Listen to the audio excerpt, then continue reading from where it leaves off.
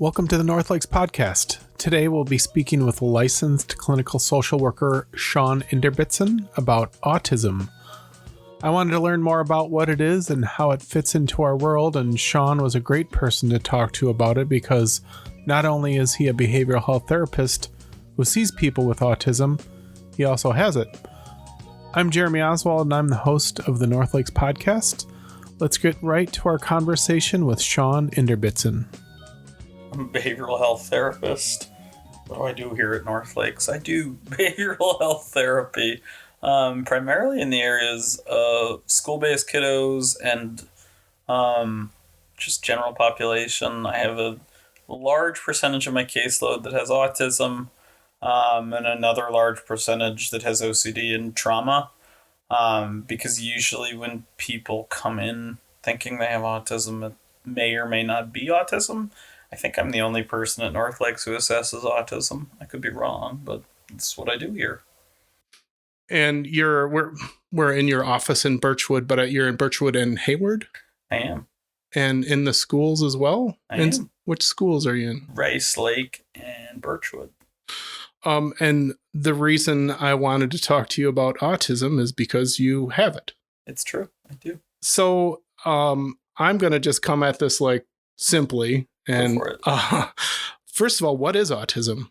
So autism is really characterized by two things: restrictive and repetitive patterns of interest and behavior, and difficulty with social cues, which is much more nuanced, but that is the idiot's guide to autism, so to speak.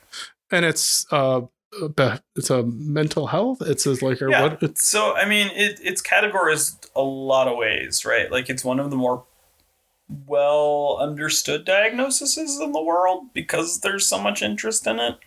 I mean, it's theorized that it's about 1 in 44 Americans now.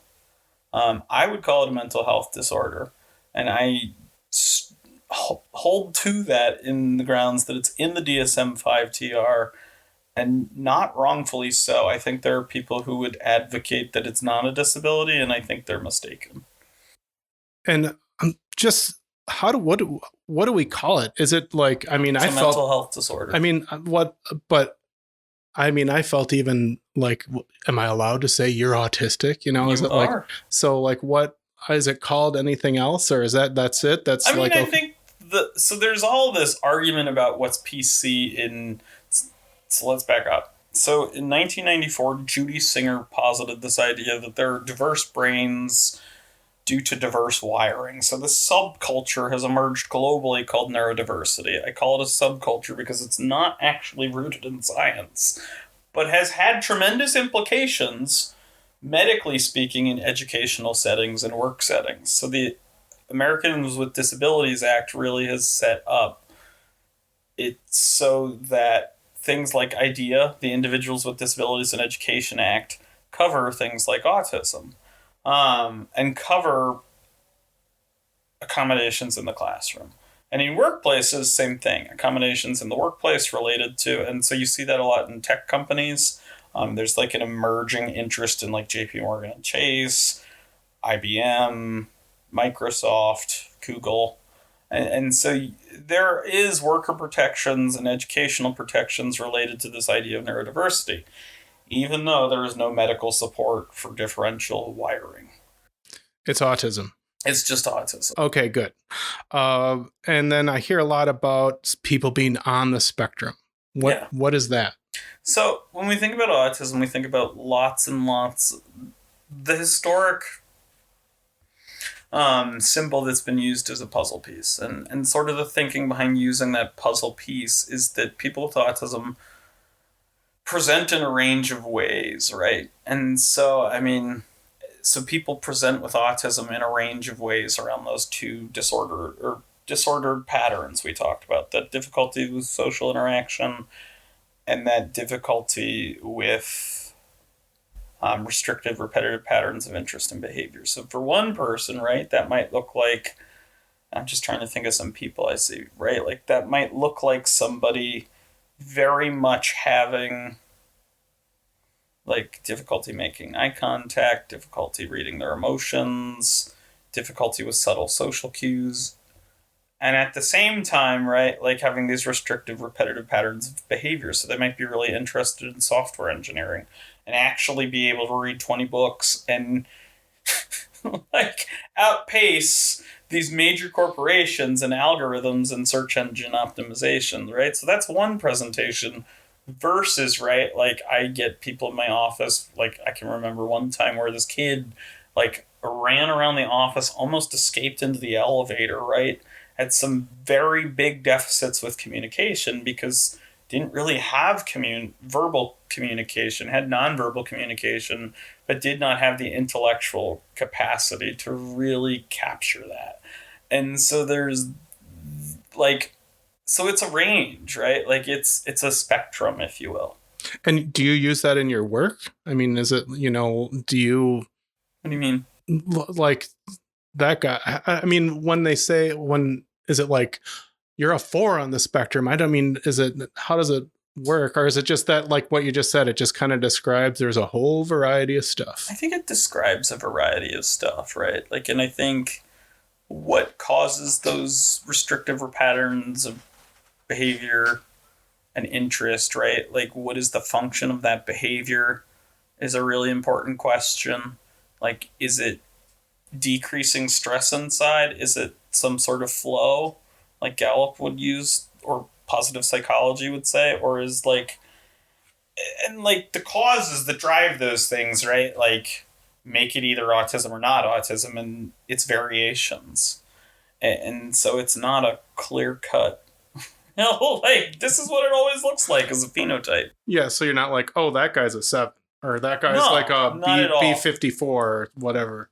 No, I think about it more like population-wise. So I'm a populations researcher in the field of autism. And when I do research in this population, I look at it as, like, I know that 1 in 2 people with autism has a really hard time labeling and expressing their feelings, right? Like, that is just a thing that happens in the data that I know, like, this tends to go with this. And so I think about it more like that, because to me, like, looking at it population-wise, like, what is 1 in 44 Americans experiencing? And if they're 2 in 1 in 44 Americans is experiencing having difficulties identifying, labeling, and describing their feelings, right? Like, that's going to have a societal effect. So I don't know if you can understand this question. Like, is there a cure? Like, and like I said, have you seen that movie Sound of Metal by any chance? I've never seen Sound of Metal. Okay, so just walk me through it. All right, so The Sound of Metal was this movie where this guy became deaf, and he was able to find a community and be part of this deaf community. But then when he went and got, had something done, so he got his hearing back, he's like, he couldn't be part of that community anymore. So I guess when I say, is there a cure? Like, are there some, like, well, is there a cure? And like, should there be? Like, I mean, like, so I think some people might even be offended by the question. Yeah, that's what it, right. I'm not, because like, I'm a therapist, right? Like, people, when they come to me, when you do therapy, it's because life is unmanageable, right? Like, people don't come in here and they're like, yeah, I'm awesome. Like, help me, like, build this tower. Like, that's not why people come to therapy. People come to therapy because it is causing a functional impairment. And what that means is, right, like, in the course of life, right, like, it is becoming so unmanageable that they need some help managing it. And so people like me and other people in the behavioral health department help people manage this. And so, like, when somebody comes in with autism, right, or suspected autism, right, like, and I like the term autism adjacent is sort of the term I throw around. Sometimes people want to change it and sometimes people don't. I don't know that it's a uniform thing. If we're looking at it purely medically, yes, I think it changes over time. Yes, you could say, like, somebody is more or less autistic. I don't know that I'd use the word cure, because I don't know that, like, there are evolutionary adaptations, right? Like, if we look at Alan Turing, most likely had autism, and think about his impact on computers and just where we would be today without Alan Turing's notice for pattern recognition, right? Well, and that's what I was trying to get. I wasn't saying like that I think there should be one. It was that you, like it maybe it'd be easier for me if everyone was more like me. Oh yeah. And that's rude, I think, to even. Oh, absolutely. And so that's why I was throwing it out there. But it's also very common to have that view, right? Like, I think if you look at politics today, right? Like, I'm not going to pick a political side here, more just like this idea that there's so much division in our country. Like, you think about how Republicans and Democrats, like, they just passed gun legislation for the first time since, like, Bill Clinton was president in the early 90s. And, like, the notion that they could work together on something is almost, like, laughable. But, like, I think it's not much different for people. They want people to be more like themselves. Like, 1 in 2 Americans can't, or not 1 in 2 Americans, 1 in 2 people with autism has difficulty with identifying, labeling, and describing their feelings, right? Like, they probably wish the world was more rational. That makes for a great software engineer, but not necessarily a great therapist, if you will. And then, so how can some people support and be respectful to folks with autism? I think.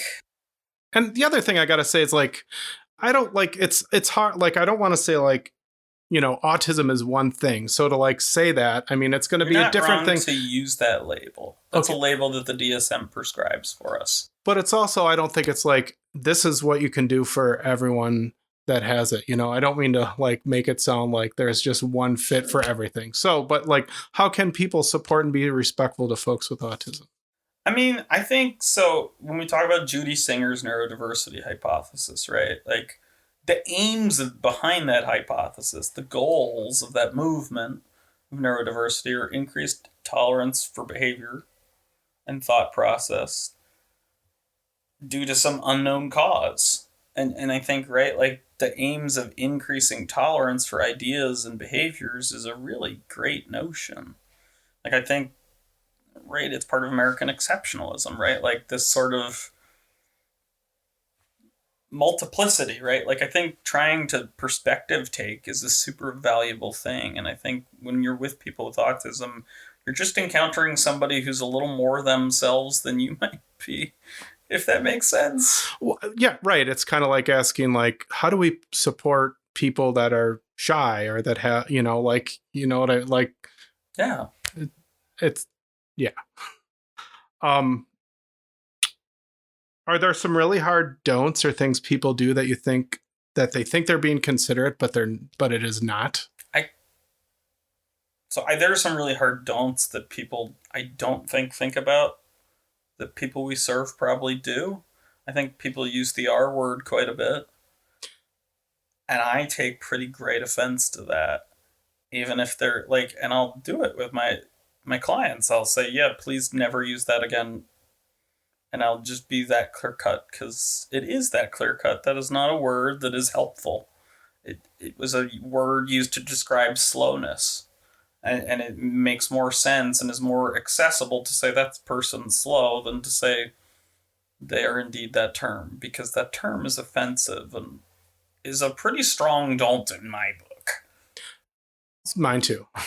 Awesome. I think. I mean, I like kind of goes without saying. I think that's you would hope it would, but it doesn't. Like, you would be amazed at how often it comes up in therapy where people use it in slang, and it's like, hold on a second.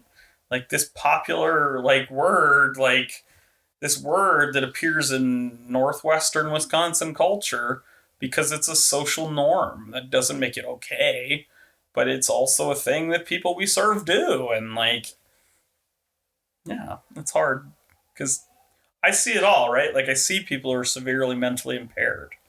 I see those folks. I also see people who are not at all impaired in that way. And so it's a lot easier for them to not know about that other person's experience. It seems like it's an easy, like I was saying before, like, we just want to be able to label it and put it somewhere. And, like, that's a real easy out for someone that doesn't want to take the, time to, like, dig a little, not even dig a little deeper, but just be respectful. Well, it's interesting, right? Because I think there is, among TikTok, I can't believe I'm talking about TikTok. I don't even have a TikTok. I wouldn't even know what to do with it. But I didn't have a Facebook for like 6 years. and I still don't. Some friends made me create like a profile for a messenger group, but anyways, that is neither here nor there. But like, there's this movement within people who are generally in that Gen Z range to want to be autistic. I don't really get it. Like, for me, right, like having autism has never been helpful. Like I had it used against me in family court, right? Like my ex tried to take my kids from me on the basis that I had autism. The judge actually went with it because he had a daughter with autism on that nonverbal, non-speaking, incapacitated side. But think about if that's the judge's frame of reference and he's making a decision about where do we place these kids, can this decision come back to bite me in the ass? He's going to use that frame of reference because that frame of reference is his daughter. Mm-hmm. And so if my ex-wife says Sean has autism and he's seeing the severely impaired person, why wouldn't he think that? I'm glad he was able to see through it. Well, it took 10 or 11 months. It didn't happen overnight, right? Like I had to prove it, which is really messed up, but like there was no evidence to support it, right? Like I'm a licensed clinical social worker. At the time I was a certified social worker. You don't just get that license by accident. Right. And how, like just maybe like a little bit of I don't know if you can put it on a timeline, but like 10 years ago, would that have been different? 20 years ago? I mean, is there been an evolution of understanding this of you? No. I mean, so like if the question is there an evolution in the understanding of autism? Yeah. And the science? Yeah. Like I work with some people through the Polyvagal Institute is what they're called. Sort of on one paradigm of autism, which is that it's a state-specific condition and there is no differential wiring, right? Like we're putting out a paper. It's like a thing, right? There are other camps, right? Like there's Simon Baron-Cohen who says the cause of autism is too much testosterone in the mother's womb. There are other theories out there.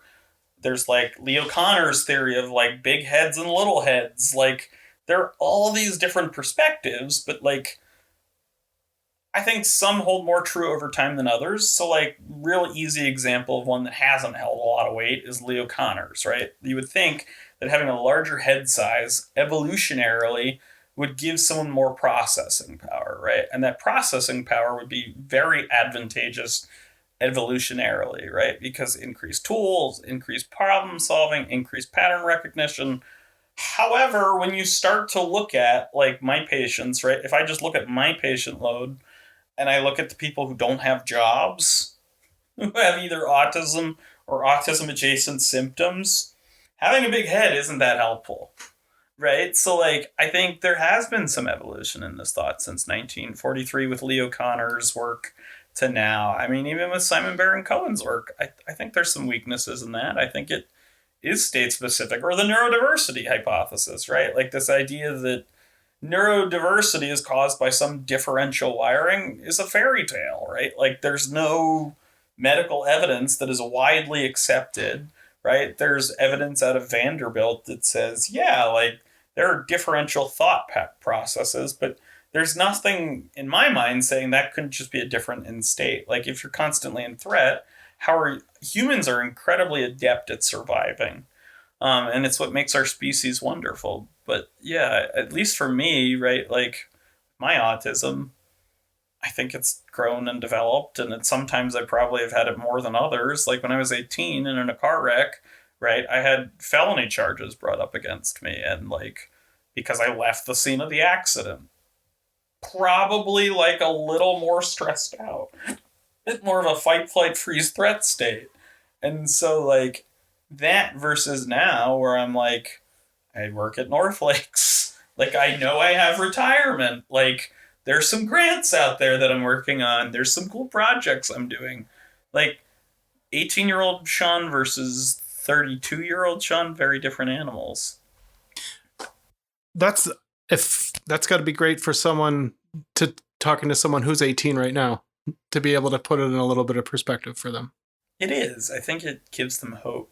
Like I just think people often are caught up in the circumstances of their lives, but they don't really think about how they might adjust and change and reorient and reorganize when they're not in those circumstances, right? So, like, if somebody's 18 and they're about to go off to college, right, like, they don't know what their life is going to be like in 10 years.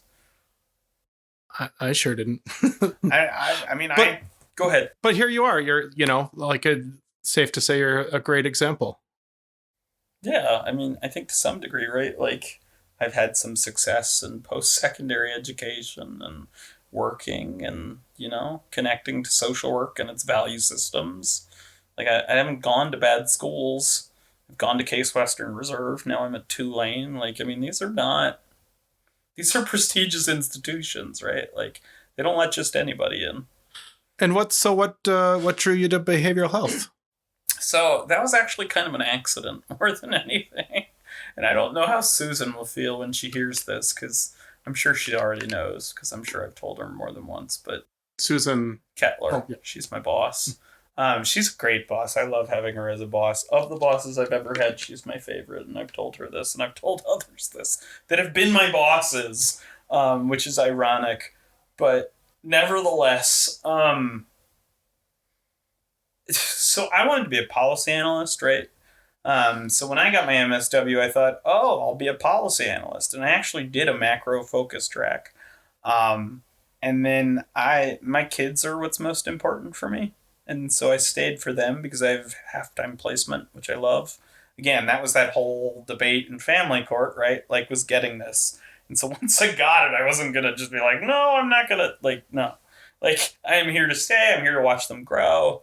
I can't believe how fast they're growing up. But how old are you? My kids are 6 and 8, and my 8-year-old and 6-year-old feel like they're wannabe teenagers already, and I can see it. Like, it's weird to me because I work at Rice Lake Middle School, and they don't know this yet, but my son, right, is going into 3rd grade, and when he gets to 5th grade, I'll have to either go to the high school or an elementary school because we don't work at the schools our kids are at. And so it's a very real thing, because they're developing and growing. But so I wanted to be a policy analyst. I even got offered a job as one, and I declined it because I wanted to be there for my kids. And so I'm here for my kids, and I love it, and I love watching them grow up, and they're kind of everything for me. So basically, I ended up in behavioral health after declining to be a policy analyst because I wanted to stick around for my kids. And my therapist at the time was like, you know what you'd be really good at? Because I had no idea what I'd be really good at. And she's like, you'd be a great therapist for people with autism. So I went with it. And sure enough, Susan and Jess took a leap of faith on me. And then sure enough, here I am 3 years later, still a therapist with people with autism, actually considered a national subject matter expert on the thing, which is wild to me, and never really would have put it together that that's going to happen. But and you enjoy it. I mean, it's rewarding. Yeah, I think it's super rewarding because the way I come at it is very community mental health, right? I don't come at it as a private practitioner, like a psychologist who only assesses autism. There are people in my vein of autism and mental health who that's all they do. And I just don't think that's a very helpful approach. I come at it from a holistic point of view. That's how I was brought up clinically by Susan, and just some of my own experience, right? Community mental health is about serving people in communities. And so I look at people through that lens. I look at through the lens of who are these people and what factors are affecting them, not some narrow test, because I'm looking at all the factors. I'm looking at this as a DSM diagnosis. That's why I think it's so important we call it a mental health diagnosis, because right, if you go to the county level, right, you will actually see a divide between comprehensive community services and children's waiver services. There's this distinct, if they have autism, they go here. If they have mental health, they go over here. And what? That surprises me. It's I don't know. I thought if you have this, you go here, and that you go there. It's not case by case basis. Absolutely not. Really?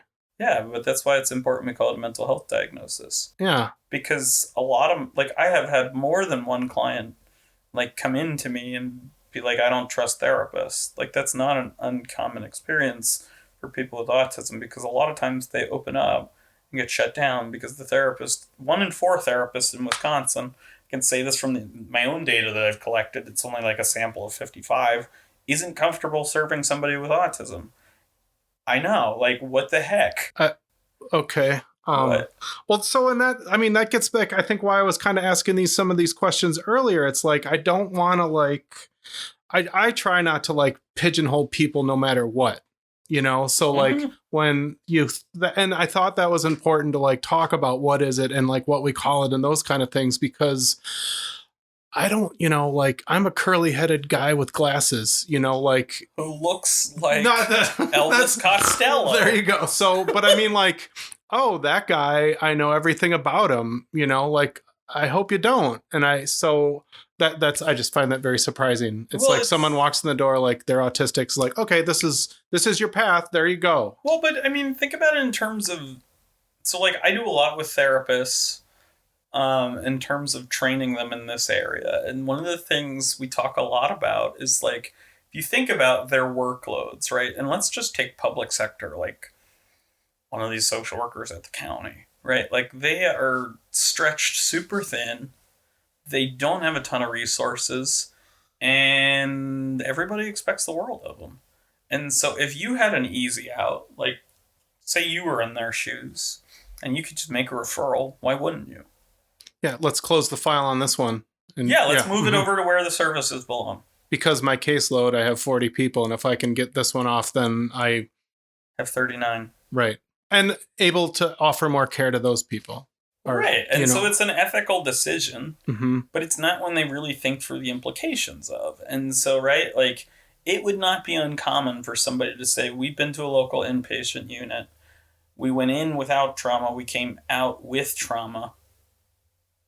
And now we won't trust mental health providers. Like I have more than one person on my caseload where that is the case. And what part of that, like, how do parents like what tools are there for them? I mean, like I mean, and I'm sure different parents react in different ways. Sure. As with everything. Well, I could tell you here about NorthLakes. I can't tell you about everywhere. But right. Here at NorthLakes, myself and another therapist, Courtney Tripp, run a parents psychotherapy group. It's not a support group, it's a therapy group.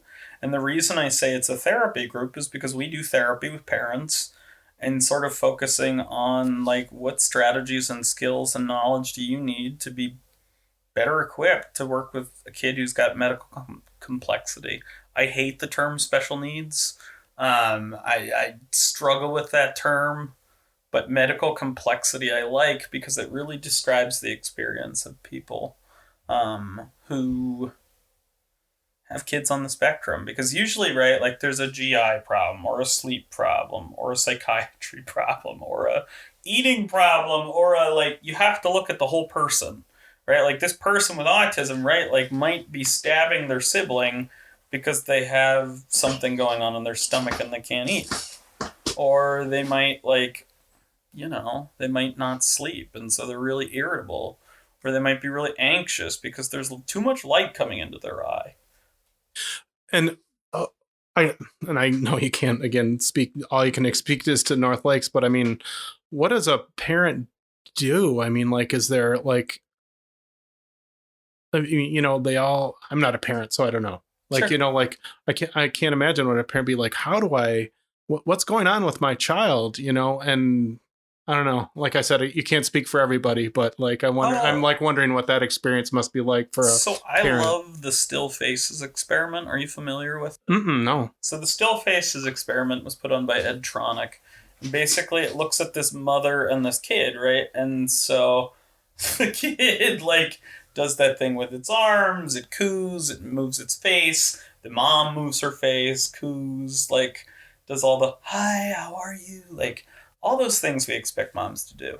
But then in the experiment, the mom stops doing anything. Her face is still. and the baby keeps doing it. And first the baby starts like cooing and going, "Hi, hey," and then pretty quickly the baby gets mad and angry, and, and like gets really frustrated. And we just kind of let that play out for like a minute, and then the mom starts responding normally again.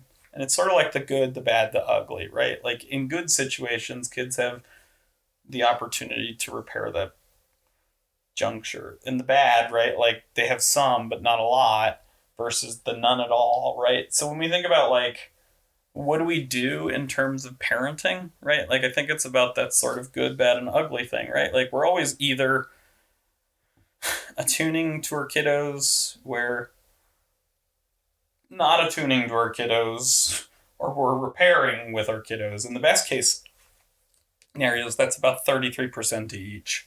And so when it comes to working with a kiddo with autism, right, I think it's really kind of simple. Like, perhaps people will fault me for saying this, but I think it really is about just being willing to learn. What does my kid need? And really, like, not trying to, like, analyze the hell out of it. I think that's a pretty common experience for the kids that I serve, right, is they try to do that. And what I've observed is the parents try to do that. And that doesn't really help them appreciate their kid for being their kid at 10 years old or 7, right? Like, your kid's still a kid. And you're still the mom and the dad, and yeah. It's just there are all these other extraneous forces, right? Like, that make us feel judged, whether that's churches and their forms of discipline, or like doctors, right? Saying you need to get your kid off screen time. Like, there's all these judgments, and these judgments just really get in the way of like that attunement, which is really just about being present with your kiddo. Even if your kiddo wants to wake you up at 7 a.m. when you're obviously sleeping. But any kid can do that. Exactly. Right? Any kid can do that, yes. though. And they probably do. They do. My 7-year-old, 8-year-old did this morning. He's not 7 anymore. See, it's flying by. Huh. One you did mention, or one thing I want to make sure to point out is that I don't want to say that I'm intimidated by speaking with you, but I think you're the only other person I've spoken with that you've done a number of podcasts. You've done, like it seems like every other week you're sending the marketing department, like, here's another podcast I was on. And so, but I just want to throw this into our conversation. So if you want to hear more of Sean, there's a lot of Sean out there. Oh, there's a ton of Sean out there. And I've enjoyed it. I just listened to the one the other day that you just recently sent.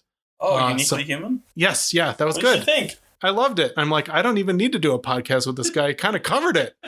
Well, I mean, Uniquely Human, like, it's a pretty big podcast. Like, I really love, there's some episodes out there from when I first got into this scene, like, because again, like, I'm in this with an agenda, right? Like, my agenda is to transform the way people see autism.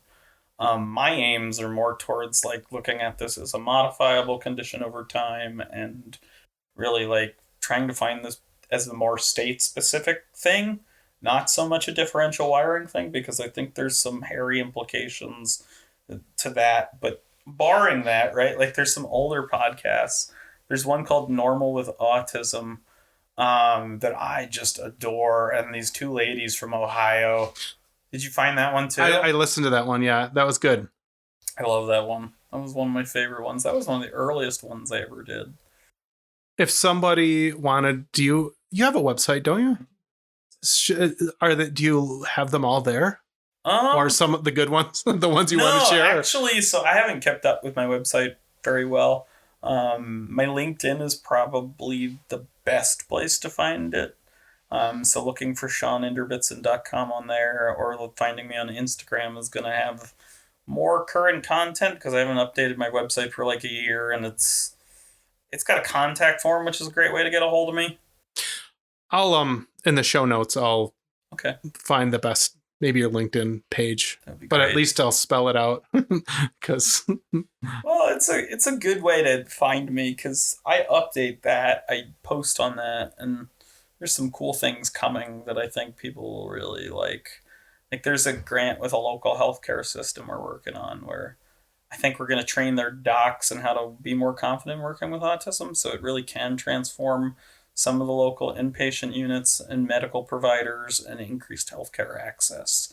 And I can tell you this isn't NorthLakes, but that's all I can tell you. I'll, well, when I come back in a year and we redo this, maybe we can talk about it. And you don't just see patients with autism. I mean, you're like, I think, and this was what I remember in the other podcast. You're like, no, I'm not just that guy. You do it all. I do it all. I mean, that's that whole community mental health thing I was telling you about. Yeah. Right? Like, I treat primarily autism and trauma. Those are sort of my two areas. And so all the things in between there, right? So I've got some of my population that I serve has OCD. A fair amount of the kiddos I serve, because I work in community mental health, have PTSD. So I felt like it was really important to get an approach and some training in that. And so I have training in sensory motor psychotherapy up to the second level. So like I do developmental wounds related to the body. I do body single incident traumas. I'm even getting some EMDR training. I'm skeptical, but I know a lot of really great EMDR practitioners, so I'm not knocking it. I just don't know that it's a Sean thing. And you don't just see kids. You see people of all ages. Yeah. All ages, old to young. 6 is sort of where I start, and that is pushing it because my kids are that age. As they get older, that number kind of gets higher, but, you know. Got it. So I bet, like, and I'm one of them, do a lot of people come to you with autism questions? Yes. And I bet not everyone would like that role. How do you sit with it? I mean, sometimes I think about, like, what if I did something else? Like, what would that look like? But then this thing finds new ways to, like, be, if that makes sense, right? So, like, I've become really involved with polyvagal theory as a perspective on autism, which has led me to some projects on clothing design. Yeah, I know, right? Like, why would a therapist be designing clothes? It's because you can work with the autonomic nervous system and really, like, predict some things with your heart rate variability. And I'm not going to get too much into what that is, but, like, I mean, it allows autism questions to not be so narrow because it really speaks to a much wider experience, right? Like, what is the body of a person with autism like? Like, what's their heart rate like? What is I'm trying to think what else. Like, what does their body go through? What is their texture sensitivity, right? Like, what is their taste? What is their, like, I'm not just dealing with one part of the body yet. No, well, that was another thing I was going to ask that I didn't put on here is that, like, this is kind of into it, is like, are there other conditions associated? Oh, absolutely. But the other thing I was going to ask is, like, how do people who have autism have a higher degree of, like, hypertension or cancer? You know, I don't know. Like Ehlers-Danlos syndrome, right? Like, so, like, and hyperplasticity, right? So, like, there is research coming out of, I think, the UK about Ehlers-Danlos syndrome. And having a much higher probability of having autism and Ehlers-Danlos syndrome. There's also, like, part of how I stay current in the science is I do some of so we do weekly consultations each week at NorthLakes here with our behavioral health departments, and I spend 1 week a month at the UC Mind Davis Institute Echo Autism program for that consultation. So I sort of outsource some of that, and so it's really interesting because every month we get a different topic. So some of the topics they've covered are like sleep problems and autism, which is a thing, and like gastrointestinal problems and feeding and like language. And so, like, it's not just one area, right? Like, there's I have one client who is absolutely fascinating where I'm not sure if he has epilepsy or dissociative amnesia. They have to, like, actually refer them to Mayo Rochester because there are no pediatric neurologists around. But answering that question is really important to this child's well-being in terms of their ability to drive, right? Like, if they strike someone on the road and they had epilepsy all wrong, whose license is on the line? So I get leery. Mm-hmm. One of the things I like about working here at NorthLakes is the spirit of camaraderie and collaboration. Mm-hmm. who do you collaborate with? I mean, in this clinic that we're here in Birchwood, it's you and a dentist. I mean, in a lot of, I mean, I'm simplifying it, Yeah, but like, who else do you collaborate with NorthLakes, and how does it make it helpful to within you? NorthLakes or Yeah. outside of NorthLakes? Anything. Within Start within NorthLakes. I tend to collaborate a lot with Faye Wallace, who's leaving, which breaks my heart. So please put that in the podcast because it makes me sad. She's going, but I'm really excited for her for what she's doing next. So I collaborate a lot with her on any of my questions about adaptive information processing theory. What does Faye do for those who don't know? So Faye does EMDR, which is eye movement desensitization reprocessing. EMDR. Eye movement desensitization reprocessing. It's a tricky acronym, but she does this bilateral stimulation with both parts of the brain to process trauma. And so that modality uses a model of trauma called adaptive information processing. And so there's some stuff I pull from in that vein of things. So I collaborate a lot with her. If it's LGBTQIA issues or pain management issues, it's a lot with Tamlin, who was on your long COVID episode. If it's more just like, how do I do techniques? It's a lot of my clinical supervision with Susan. If it's more the parenting stuff, I collaborate a lot with Courtney out of Turtle Lake, because she does quite a bit with that. If I have been having more patients with dissociative disorders. I don't know why. It's something in the water, I suppose. But like, I've diagnosed 5 or 6 people with dissociative disorders this past year. And I wonder if there's like some connection to COVID. So I talked to Allison about that. Outside of NorthLakes, I spend a lot more time consulting with people like Judy Reven from University of Denver. She works in the Colorado Medical School.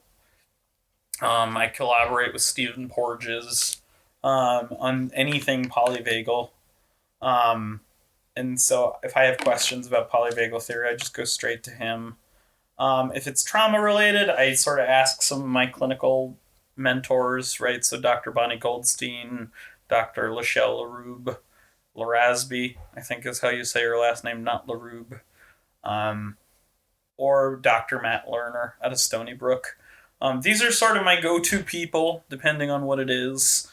It's a lot of people, but it's probably more than you asked for. No, I asked the question. I can't like take it back. But when you were any of the occupational therapy folks or speech therapy, and maybe my Ashland bias is showing up because I'm kind of in the epicenter of it up there. Well, so they adhere a lot to, like, I know some really good OTs outside of NorthLakes, like Kim Bartholomew, who is just like a leader, like speaks at national and international conferences on OT. I do quite a bit with Jordan Chingo. I'm really a fan of Caitlin Rohr, who does feeding behavior stuff. Some of my clients call her work feeding school, which I adore. For food school, I think they termed it. That's the term they used. But I coordinate with them a little bit. We don't have the level of connection just because, right? Like, I do quite a bit with Miriam Sword with medication management, and that mostly is connected to ADHD because they do the QB testing, I think it's called. But I always try to do my own testing ahead of time, and so I guess I don't get connected as much to the therapists and people up there because I live in this part of the world, and then I'm sort of national, right? Like UC Mine Davis Institute, or like Dr. Brenna Maddox from UNC Chapel Hill, or these people through the Polyvagal Institute, right? Who teach OTs or teach speech pathologists, right? Like, it cuts out a lot of that conversation for me. I don't know if it's like on purpose, but it just kind of happens. There's not a lot of opportunity to get up that way and really get to know people. It's just one of the COVID realities that we've embraced, for better or worse. But sounds like there's plenty of folks that you work with in Northlakes. Oh, It's not like it's just a ton. Yeah. I just feel bad that I don't get to those other regions within NorthLakes, but What else? I guess I covered all my questions. Anything else that you'd like to speak more about, or? I mean, not really. I feel like this is the Where's Waldo of autism, so I don't feel like we need to get into the autism, like what is autism through polyvagal theory stuff. Like if they want to, they can listen to the Uniquely Human podcast for that. I don't know. I mean, do you feel like we missed anything? We didn't talk a whole lot about interventions. Did you want to talk about that? I don't even know what that is. So what is it? So treatments, right? Like working with somebody with autism, what are some ways we can work with people? Would be what an intervention is. Okay, what's that? What do you do? What do I do? What is it? So, I mean, in therapy, we have different practices. I use a lot of sensory motor psychotherapy and motivational interviewing. Those are sort of my two horses in the race, if you will. And motivational interviewing is really about partnering with somebody, about them being experts on their lives towards the change they want to make and things getting in the way of that. And sensory motor psychotherapy is more about working with the trauma in the body and its physiological expressions, and how do we have a felt sense of safety in our body. So, I mean, those are really the two ways I work with people with autism, but, mindfulness is powerful. Okay, I got one other thing, and this is like, I hope you don't mind, I'm going out on a little bit of a limb here. Good. Okay, so, what, like in my life, I run into people that I'm like, I wonder, and I don't, like, part of me is like, it's none of my business if they're autistic, but maybe they are. And it kind of gets back to that question I asked earlier of how can I support and be respectful to folks with autism? But maybe that's just like, how can I be respectful to folks, period? Well, I think your latter statement is probably in the right ballpark, right?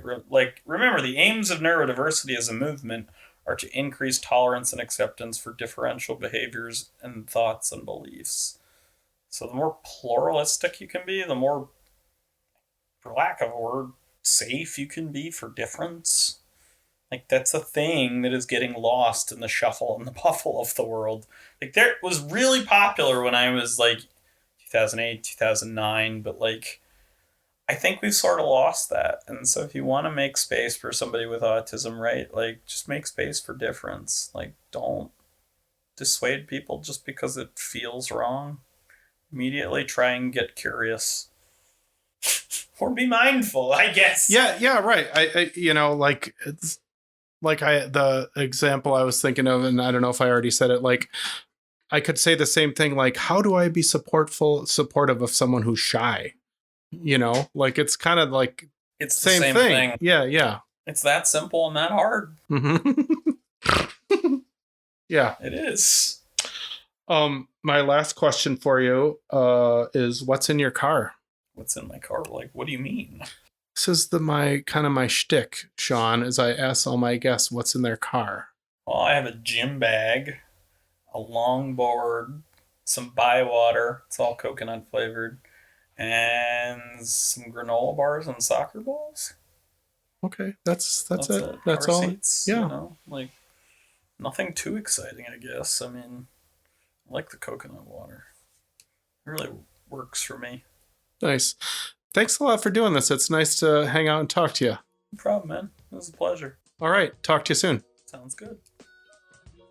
Sean Inderbitzen is a behavioral health therapist who sees patients at our clinics in Birchwood and Hayward and in some of the schools in that area. In case you're interested in finding some of the other podcasts that he has been on, I'm going to spell out his name for you. His last name is Inderbitzen, Inderbitzen.